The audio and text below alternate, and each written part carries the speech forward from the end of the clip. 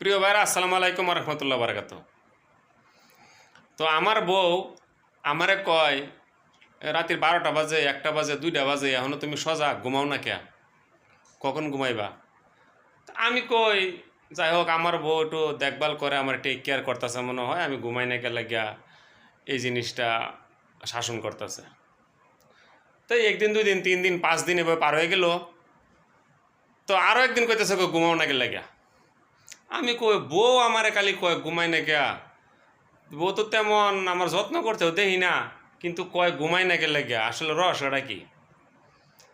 তা আজকে ঘুমায়াম, কি করলাম, এ ঘুমের বান ধরিয়া আমি শুয়ে রইলাম, দিই বাপডা কি দিই আস্তে করে হিতান্তে মোবাইলটা লইয়া চেক করে, মোবাইলে দেখে কি আছে, কই কি আছে, এগুলো চেক করে।